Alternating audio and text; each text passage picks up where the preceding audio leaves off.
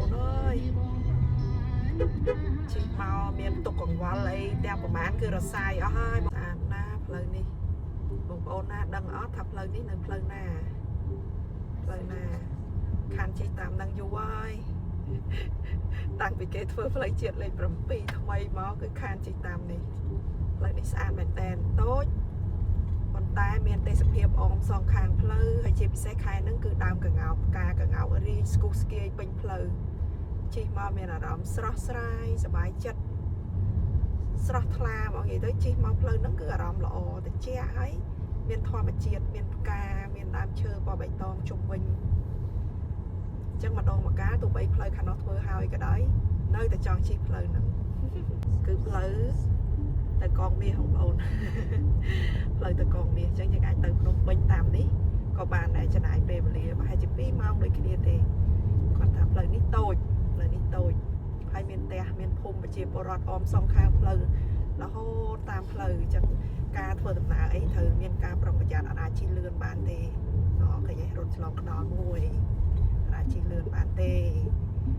ប៉ុន្តែគឺមានទេសភាពអញ្ចឹងម្យ៉ាងម្នាក់បើបងប្អូនប្រញាប់អាចជិះតាមផ្លូវជាតិលេខ7ថ្មីដែលទៅធ្វើហើយកំពុងចាមស្គុនរហូតដល់ពេញហើយបើសិនជាអត់ប្រញាប់ទេអាចសាកល្បងជិះផ្លូវកងមាសនេះបងប្អូនមើលទេសភាពតាមផ្លូវនេះដល់កំពង់កំបីហើយបងប្អូនណាខ្លះមានស្រុកកំណើតនៅកំពង់កំបីតាមនេះខ្ញុំចាប់អារម្មណ៍បងប្អូនយើងគាត់រស់នៅស្អាតមានរបៀបរៀបរយមែនតើអត់មានសម្រាមអត់មានអីក៏ក្រិចស្អុយអីទេតាមផ្លូវហើយគាត់មានថាដំណាំដាំដុះនៅក្រោយផ្ទះអីចឹងគាត់បេះយកមកដាក់លក់នៅមុខផ្ទះហ្នឹងអញ្ចឹងបងប្អូនជិះមកអាចទិញទៅមានបន្លែមានបកាមានផ្លែឈើអីផ្សេងអញ្ចឹងសិតតែជារបស់ធម្មជាតិដែលនៅជុំវិញផ្ទះរបស់ពួកគាត់ដាំដុះនៅនឹងផ្ទាល់ហ្មងបងប្អូនតានីហ្មងហើយនេះគាត់មានដាក់លក់មានក្រូចមានចេកមានខ្នោអញ្ចឹងគាត់មានអីគាត់យកនឹងមកដាក់លក់មកហើយគាត់រស់នៅមានរបៀបស្អាតបានតាមផ្លូវហ្នឹងហ៎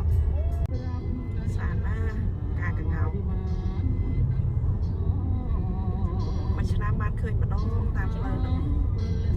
ស្អាតមែនតើបងប្អូនជិះមកមានអារម្មណ៍ស្រស់ស្រាយតែម្ដង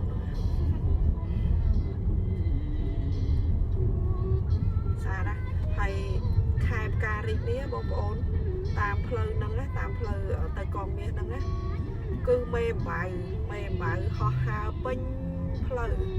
ឡើងឆ្វែងឆ្វាត់ហ្មងតែថ្ងៃនេះដូចអត់ឃើញស្អាតមែនតើនេះ